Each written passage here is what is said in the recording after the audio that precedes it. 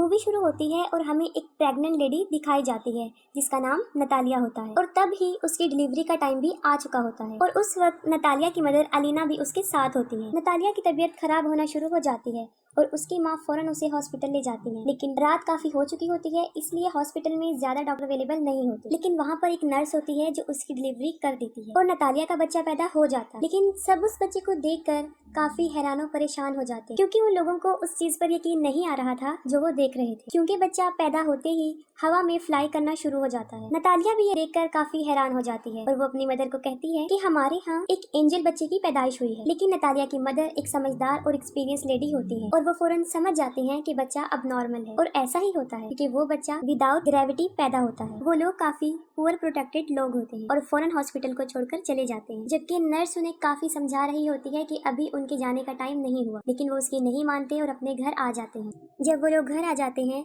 तब नतालिया की मदर उसे एक अजीब सा क्वेश्चन पूछती है। वो पूछती है कि तुम याद करो कि इस बच्चे का बाप कौन है, लेकिन नतालिया को याद नहीं आ रहा होता कि उस बच्चे का बाप कौन है। फिर उसकी मदर उसे बताती है कि ये कोई नॉर्मल बच्चा नहीं है और इस बात को हमें राज रखना, और अगर इस बात का किसी को पता चल गया तो हमें कई मुसीबतों का सामना करना पड़ सकता। फिर वो बच्चे का नाम सिलेक्ट करते हैं, तब उसका नाम ऑस्कर रखा जाता है और ऑस्कर सच में नॉर्मल बच्चा नहीं था क्योंकि उसे संभालना काफी मुश्किल था। जब वो लोग उसे अकेला छोड़ते थे तो वो छत से ही चिपक जाता था और देर तक वहीं चिपका रहता था। ये देखकर उसकी नानी उसके लिए काफी बेड्स बनाती हैं ताकि वो बच्चा जमीन पर ही रहे, और छत को भी वो काफी सॉफ्ट और लाइट वेट बना देते हैं ताकि बच्चे को चोट न लगे, क्योंकि उन लोगों को इस बात का भी डर था कि अगर उन्होंने इसे बाहर अकेला छोड़ दिया तो वो हवा में उड़ जाएगा और स्पेस में कहीं चला जाएगा। तभी वो लोग ऑस्कर के लिए काफी कॉन्शियस होते हैं और उसकी नानी और उसकी माँ उसका काफी ख्याल रखते हैं। फिर वक्त के साथ साथ ऑस्कर बड़ा होना शुरू हो जाता है, लेकिन वो घर पर ही रहता है क्योंकि उसकी नानी उसे बाहर जाने नहीं देती। घर रहकर वो मोस्टली टीवी पर सुपरमैन के कार्टून्स देखा करता था और वो खुद भी ये इमेजिन करता था कि वो भी एक सुपर हीरो है। फिर ऑस्कर कई दफा अपनी मदर नतालिया से ये पूछता है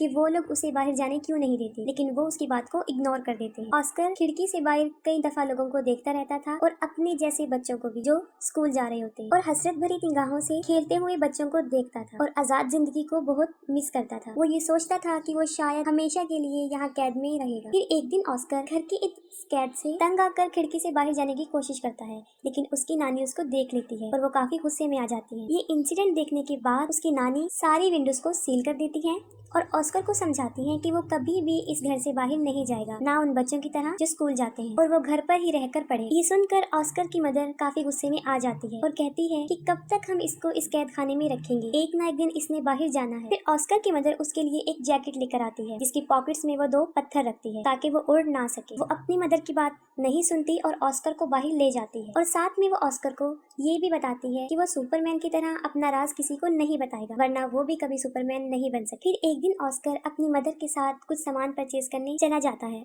और वहाँ पर एक बच्ची से टकरा जाता है। उस बच्ची का नाम अगाथा होता है। अगाथा का सारा सामान उसके हाथ से नीचे गिर जाता है और वो ऑस्कर पर काफी चिल्लाती है और ऑस्कर को 2 पानी की बोतल्स दे देती है कि अब तुम्हारी पनिशमेंट ये है कि तुम इसे मेरे साथ मेरे घर लेकर जाओगे। लेकिन ऑस्कर इसके लिए इनकार कर देता है, लेकिन अगाथा उसे बहुत इंसिस्ट करती है। तब ऑस्कर इसके लिए राजी हो जाता है और अपनी मदर को बगैर बताए वो उस बच्ची के साथ चला जाता है। अब ऑस्कर के हाथ में 2 भारी बॉटल्स होती हैं और उसके पॉकेट्स में पत्थर भी होते हैं, जिसकी वजह से वो काफी हैवी महसूस कर रहा होता है। वो अपनी पॉकेट से दोनों पत्थरों को निकाल कर फेंक देता है। अब एगाथा के साथ उसकी फ्रेंडशिप हो जाती है। फिर एगाथा अपने घर पहुंच जाती है और वो ऑस्कर से पानी की बॉटल्स मांगती है, लेकिन ऑस्कर पानी की बॉटल्स देने से इनकार कर देता है क्योंकि उसे पता होता है कि अगर उसने ये पानी की बोतल उसे दे दी तो वो हवा में उड़ जाएगा। क्योंकि एगाथा ना समझ होती है और वो ऑस्कर से बोतल छीन लेती है। जैसे ही वो ऑस्कर से बोतल लेती है वो हवा में उड़ जाता है। वो जगह चारों तरफ से काफी बंद होती है, इसलिए ऑस्कर ज्यादा ऊंचा नहीं उड़ता। एगाथा ये देखकर काफी हैरान हो जाती है और चिल्लाकर उसे सुपरमैन कहती है। ऑस्कर उससे हेल्प मांगता है। ये सुनकर एगाथा फौरन अपने रूम में जाती है और अपना एक पिंक कलर का बैग उठाकर लाती है जो पत्थरों से भरा होता है, और उनका आइडिया ये था कि इन पत्थरों को वो अपनी पॉकेट्स में रखेगा, जो कि एक अच्छा आइडिया था। उनका ये प्लान अच्छा साबित होता है और ऑस्कर नीचे आ जाता है। फिर उनकी गहरी दोस्ती हो जाती है। फिर ऑस्कर एगाथा को कहता है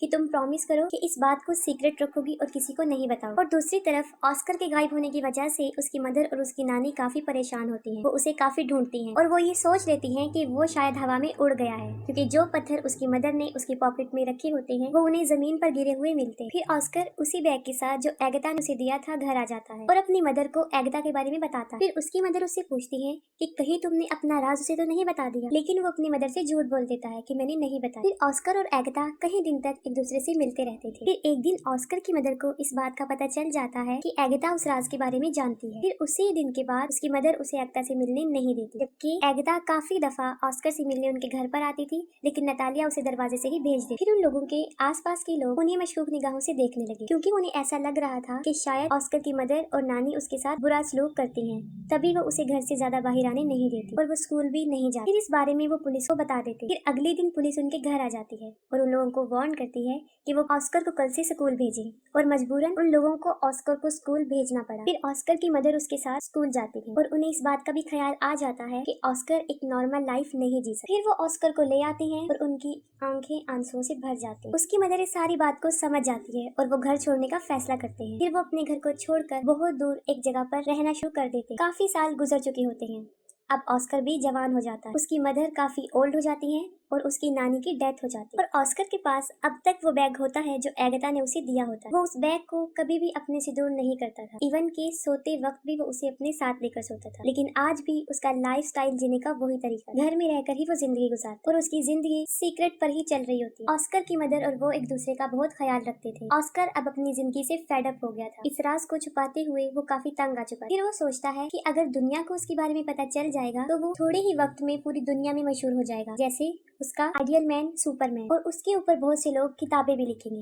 लेकिन उसकी मदर ऐसा कुछ नहीं चाहती। लेकिन उसकी मदर उसे समझाती है कि ऐसा कुछ नहीं हो, क्योंकि उसकी मदर को ऐसा लगता था कि अगर दुनिया को इस राज का पता चल गया तो वो उसे खो देगी। फिर वो अपनी माँ की खातिर सब्र कर लेता है, लेकिन फिर उसका सब्र खत्म होना शुरू हो जाता है और एक दिन वो अपनी मदर को बगैर बताए घर से बाहर चला जाता है। फिर वो एक मैजिक शो में चला जाता है जहाँ लोगों के टैलेंट को दिखाया जाता है और वो पहली मर्तबा अपने टैलेंट को दिखाने वहाँ चला जाता है। फिर उसी रात वो शो हिट हो जाता है और उसकी माँ भी वो शो देख लेती है। इस मामले में ऑस्कर की मदर बेबस थी। काफी लोग ऑस्कर को टीवी पर देख चुके होते हैं और वो फेमस भी हो चुका होता है। फिर अगले दिन वो एक आदमी जिसका नाम डेविड होता है उससे मिलता है और असल में वो आदमी कंटेंट एजेंट होता है। वो ऑस्कर को कहता है कि मैं तुम्हारी मशहूर होने में मदद कर सकता हूँ, हम बहुत बहुत बड़े शो ऑर्गेनाइज करेंगे जिससे तुम फेमस हो जाओगे। फिर वो ऑस्कर को एक बहुत बड़ा घर दे देता है जहाँ पर वो रह सके और उससे कॉन्ट्रैक्ट पर साइन भी करवाता है, क्योंकि ऑस्कर भी मशहूर होना चाहता था। वो दोनों मिलकर बहुत बहुत बड़े शो में जाकर अपनी परफॉर्मेंस दिखाते हैं और रातों रात ऑस्कर भी एक फेमस पर्सनैलिटी बन जाता है और बाद में ऑस्कर को नाम दिया जाता है द मैन विदाउट ग्रेविटी। वो लोग अपने काम में काफी इंजॉय कर चुके होते हैं और उन्होंने काफी पैसा भी कमा लिया होता है। लेकिन फिर एक दिन ऑस्कर को इस बात का रियलाइज होता है कि जो ड्रीम उसने बचपन में देखा था सुपरमैन बनने का,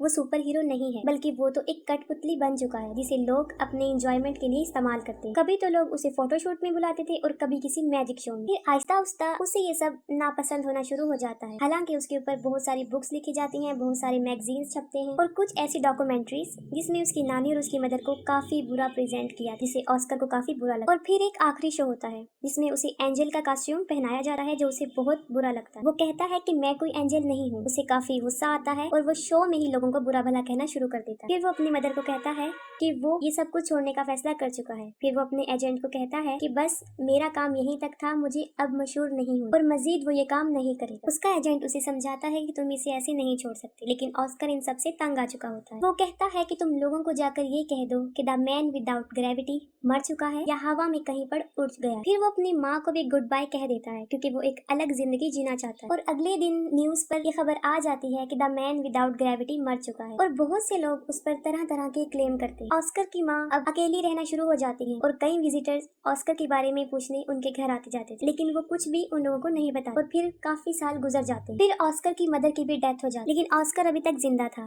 वो एक अलग लाइफस्टाइल से अपनी जिंदगी गुजार रहा था। उसने काफी बड़ी दाढ़ी रख ली थी और व्हील चेयर पर रहता था ताकि दुनिया को कभी भी उसके सीक्रेट का पता ना चले। वो अपना नाम भी चेंज कर चुका था और एक होटल में रिसेप्शनिस्ट की जॉब करने लगा। सब लोग उसके साथ काफी अच्छा ट्रीट करते थे और एक दिन उसकी बचपन की फ्रेंड एगाथा उससे मिलती। वो ऑस्कर को उस पिंक बैग की वजह से पहचानती है जो आज भी ऑस्कर के साथ था, जो उसे बचपन में उसने दिया था। उस बैग की वजह से ही वो जमीन पर रहा और उसकी शादी भी नहीं हुई। वो दोनों एक दूसरे से मिलकर काफी खुश हो जाते हैं, लेकिन एगिता अपनी जिंदगी से सेटिस्फाई नहीं थी, क्योंकि अब एगिता का कैरेक्टर अच्छा नहीं रहा। उसका मकसद सिर्फ पैसे कमाना बन गया। वो काफी मरतबा कई मेल्स के साथ उसी होटल में आया करती थी जहाँ पे ऑस्कर था, जिसे देखकर ऑस्कर को बहुत बुरा लगता था। ऑस्कर कई दफा अपने दिल की बात एगिता के सामने एक्सपोज करता है, लेकिन वो काफी बदल चुकी होती है और उसकी बातों को इग्नोर कर देती है। इस बात से साफ जाहिर हो जाता है कि ऑस्कर ने अभी तक उसे अपने दिल से नहीं निकाला। एगिता के बदलने की वजह ये थी क्योंकि उसने काफी दुखों में जिंदगी गुजारी थी और ऑस्कर भी उसे छोड़कर चला गया था। फिर वक्त के साथ साथ वो एक दूसरे को अंडरस्टैंड कर लेते हैं और दोनों शादी कर लेते हैं और फिर उसी घर में रहना शुरू कर देते हैं